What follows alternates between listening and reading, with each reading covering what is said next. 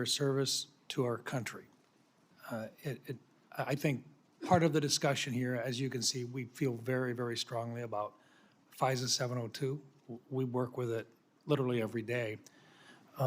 As you can also tell, we have some very, very strong feelings here with regard to the actions of Edward Snowden. I want to come back, and I'm going to give you an opportunity to make any corrections or to make any other comments with regard to both of those issues that have been brought up here. But before I get into that, I want to go back into a little bit of your previous history as well. You did serve as Hawaii's, you served as a congressperson for, what, 8 years? Yes, Senator. And during that time, you served on the Armed Services Committee. And during that time period, you did carry a TS-SCI clearance. You worked your way through that time period. You had an opportunity to look at a lot of information. Can you share just a little bit about the way that you've looked at that, not just as a member of the congressional delegation from Hawaii, but also during the time in which you were a lieutenant colonel serving up through and including a battalion commander? Talk about that a little bit, please.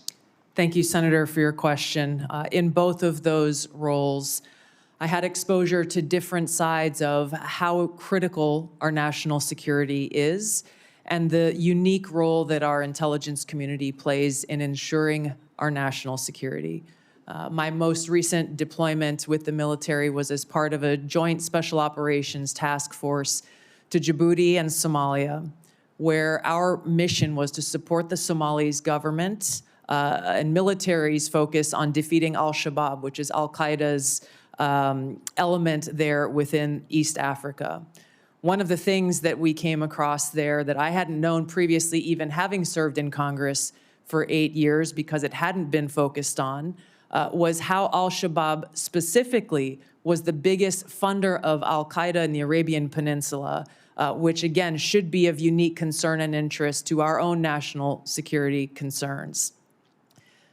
Being able to engage with world leaders in both capacities, in uniform and as a member of Congress, being a customer of intelligence in both of those roles gives me a unique perspective, if confirmed as Director of National Intelligence, to come in with fresh eyes, to come in with some of the frustrations that I experienced as a member of Congress with the lack of information that we received from the intelligence community, oftentimes feeling as though everything we heard in a brief could have been read in the newspaper that morning, and the essential oversight role that all of you play here in Congress. You are unable to do so unless you are equipped with that intelligence and information. I'm committed to fulfilling that responsibility if confirmed as Director of National Intelligence. Okay, now, when you and I first met, I told you that I thought you needed to kind of take a change in the direction that you were going with regard to how you were approaching the private conversations, and that we wanted you to sit down and meet with some folks who were directly involved in gathering the intelligence and so forth. You did that. Yes. And then we came back and we sat back down again. And what those individuals who I had talked to and I asked you to talk with shared with me that they thought that you were a quick study and that you had the opportunity to look at a number of the issues that this committee considers to be extremely sensitive, and 702 in particular.